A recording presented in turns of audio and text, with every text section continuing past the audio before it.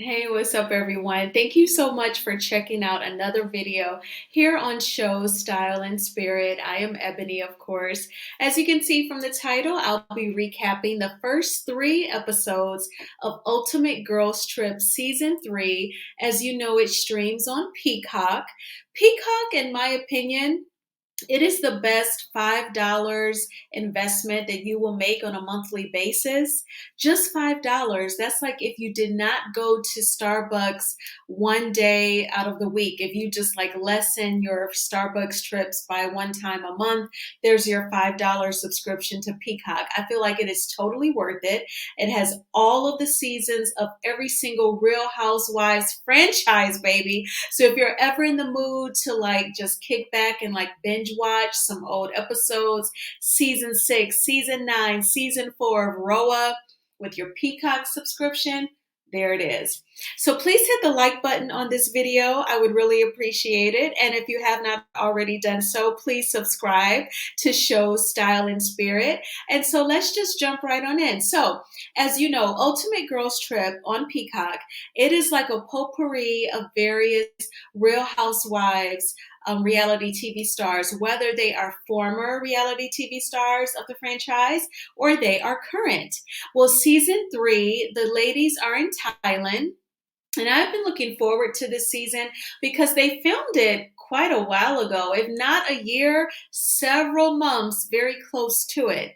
So it was after the filming of season 7 of Potomac, but obviously they had not filmed the reunion yet because the vibe between Giselle and Candiace, it was extremely cordial. You know, they were able to do this Ultimate Girls Trip. But starting from the back row, left to right, we have Whitney from the Real Housewives of Salt Lake City.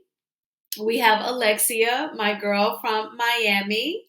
And then we have Porsha from the Real Housewives of Atlanta.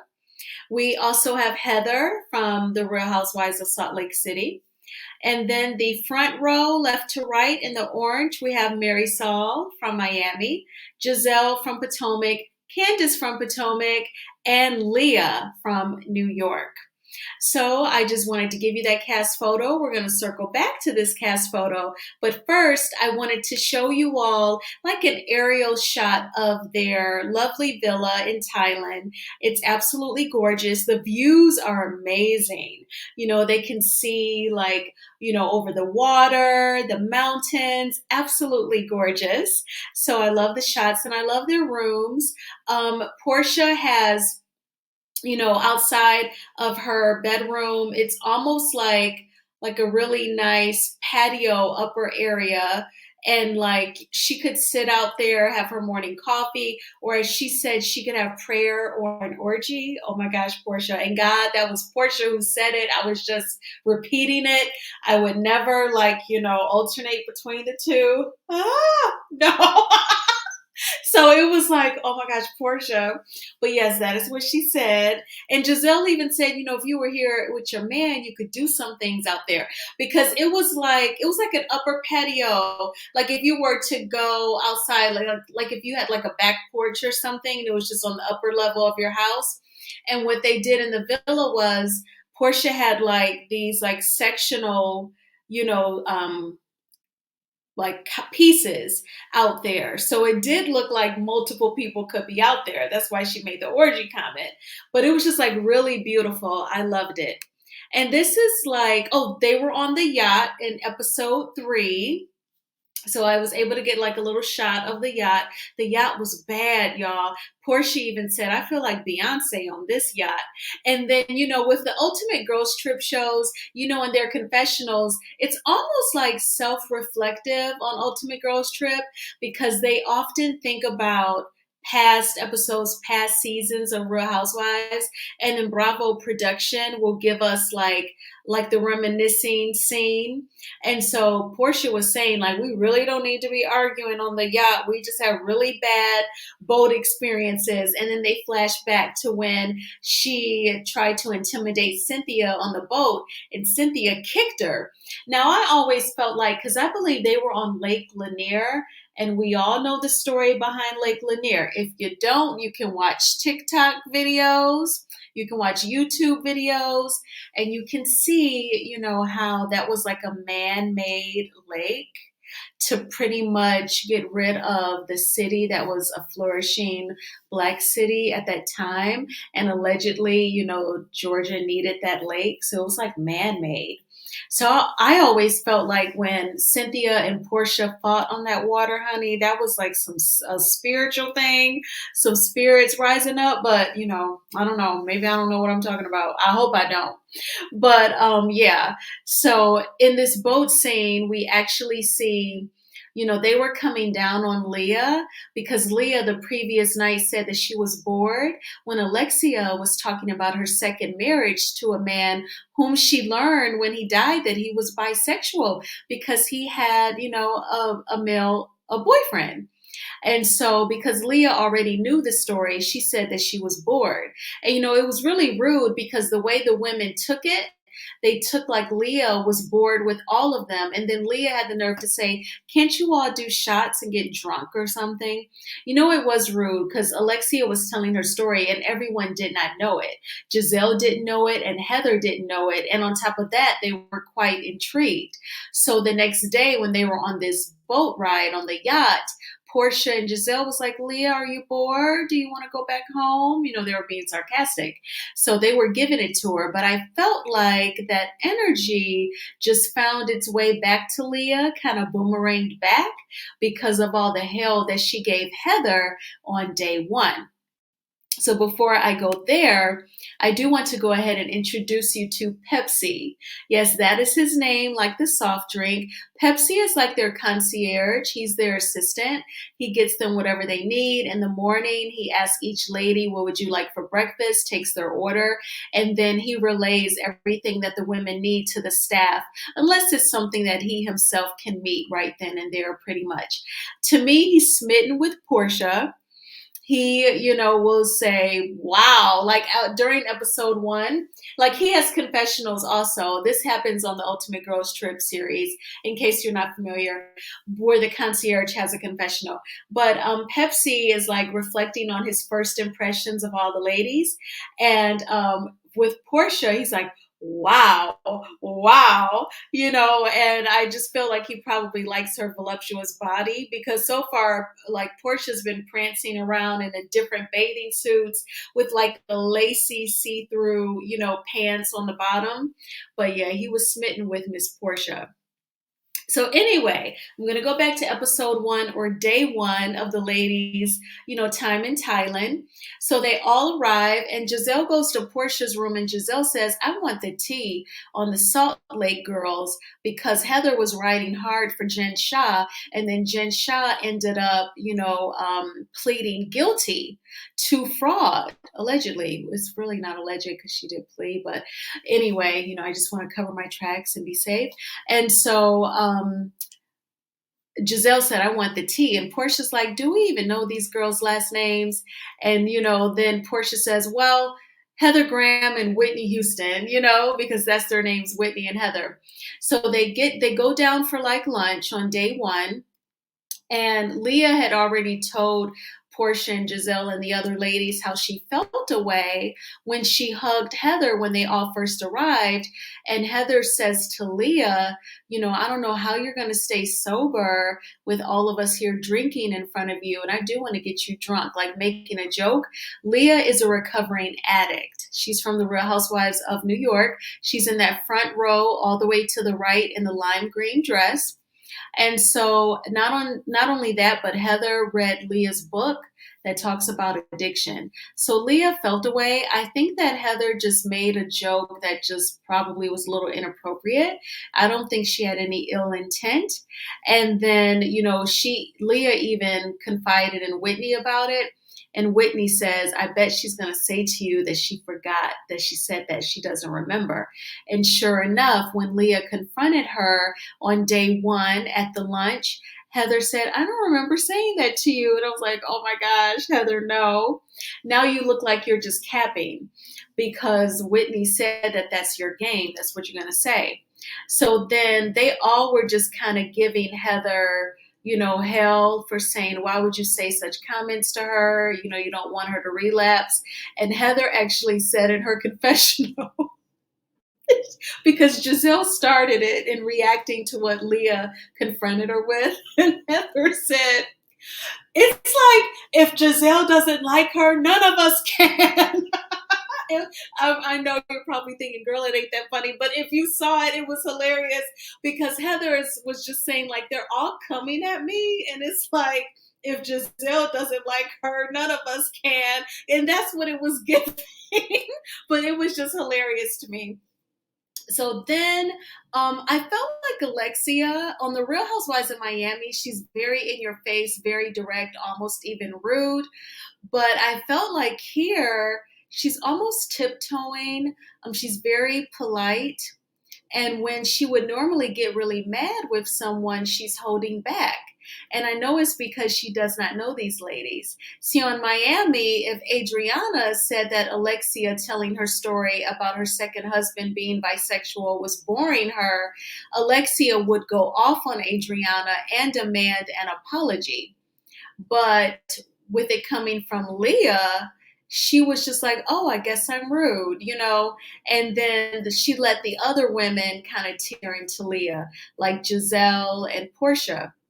So I just found that interesting that, because she's out of her comfort zone, Alexia is like pulling back. And then with Marisol, I didn't realize Marisol like doesn't drink water.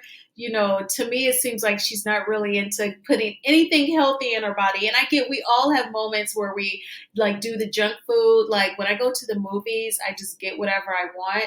But then like I try to like rejuvenate the body. Like Sunday is my day to like do like my green spinach smoothie, make sure I get a workout in, get some raw vegetables in me, raw fruits, all that to kind of like reset. But it seems like Marisol doesn't do that. So she's in Thailand day one. Her stomach is already upset. She had to see an on-set paramedic because of burning. And I'm like, but you say how you don't drink water. Maybe try that. I'm just saying maybe lay off the liquor and pick up the water. So then Candiace actually confides that it sounds like she's feeling a little homesick. She's been speaking to her mom every day. Right before she left, her and Chris had a bad argument. And she's just emotional. And then they were talking about how people always say that Giselle holds back. And Candiace said in her confessional, I think this was during episode 2, she said that she thinks that Giselle Bryant puts up a wall because life has whooped her ass. And the only way that she knows how to deal with it is by putting up a wall. Now, I do want to say this. Like there's so many different elements that go into how you respond to life's challenges. Because yes, a lot of things you don't see coming. Like when you're growing up and you're a teenager and in college and you're doing what your parents say and you're getting good grades and, things seem to be working out, you just assume that life will always be that way. But, you just never know if like, a parent gets sick and it's even on like an early onset, or if you lose a parent, God forbid, or, your dream career, you learn that you don't really like it, or you may want to switch gears. You just never know what can happen. So I feel like you may go through changes where at one point you're always hopeful that things will just work themselves out and get better again. And then perhaps you get to a point where you're like, you know what, this really sucks. This is really unfair. And with Giselle, we all know that she is a former first lady of a mega church. Her ex-husband is Pastor Jamal Bryant. So there's the spirituality factor, which, when you confide with other church people about things that bother you or some of your traumas, sometimes they'll respond with, well, you're still blessed compared to others. Some people are sick. Some people don't have this. Some people don't have that. And when you are venting or when you are confiding in someone, you are not discounting what the next person is going through. You are saying how you are feeling and your thoughts. So for a person to respond that way, I can see where Giselle would build up a wall, because sometimes you go through that if you confide in other spiritual people. Sometimes that's their response, but it doesn't really make you feel better. They're almost like projecting guilt onto you for you expressing your true feelings. So that's what came to my mind when Candiace had her confessional, and she said that she thinks Giselle has a wall up because life has whooped her ass. And then also there's just being human. And after, the same fuck shit occurs and reoccurs and keeps happening, it may make you want to pull back. I'm not saying that this is Giselle's experience. These were just my thoughts when I saw Candiace's confessional. Also, in episode 3, Candiace actually confronts Porsha about Porsha allegedly stealing her now husband Simon Guobadia from Fallyn. So we all know, we will never forget the spring of 2021. It was May 2021 when Porsha suddenly posted on her Instagram that she and Simon were engaged, not even dating, engaged. And it was like, whoa, whoa, whoa, whoa, whoa. Isn't this the guy that Fallyn was married to? And they just recently announced their divorce. That's how it all went down. Because I can remember thinking, Simon, this guy keeps running his mouth on Instagram. We hardly know him. We just got introduced to him this season on Roa with his wife Fallyn. And he was really talking like Fallyn was a cheater. Then she did an interview with Up and Adam, and there were women saying that girl is pregnant. She looks pregnant. Then she announced her pregnancy. It was just a crazy, crazy spring and summer between Fallyn, Simon, and Porsha. And yeah, Porsha was looking a little, crazy, like she had taken that girl's man. But, according to Porsha, when she was in his DM saying, I'm praying for you after they announced their divorce, he hit her back in the DMs and, started pursuing her. And she asked him to email her his divorce papers. She said that they were not finalized yet. So for me, you would have to get divorced first. Because what if, he ended up divorcing Fallyn, but what if it had been a situation where they ended up separated for years and years? Where does that leave you if you have a desire to be married? And then whenever you bring it up, he would say, well, when I met you, I was separated. When I met you, I was separated. I had a wife, XYZ. So Porsha really gambled, but she gambled and won. But it was just like a sticky situation. And it is something I don't think we'll never fully know. I honestly think that Simon and Fallyn were cheating on each other. I'm not sure who cheated first. In my opinion, allegedly, it may have been Fallyn. And then Simon was on some get back. And then Porsha just made it much more than some get back, allegedly. Just my opinion, just my guess. And that doesn't make anyone look a certain way or dampen anyone's reputation. It's just an opinion. But yeah, that's what I thought happened in these first 3, and not what I thought happened in these first 3 episodes. That is a recap. And I actually thought it had some really entertaining moments, definitely funny, definitely things that were thought provoking. So let me know what you all thought about these first 3 episodes. So I love the Ultimate Girls Trip series. They're really good. And I believe for season 4, they've already signed on Eva Marcille and Phaedra again. They did season 2 of Ultimate Girls Trip. So please hit the like button on this video. Thank you for watching this video. I so appreciate it. And please subscribe to my channel, Shows, Style, and Spirit, if you have not already done so. Take good care of yourself, and I'll talk to you soon. Bye-bye.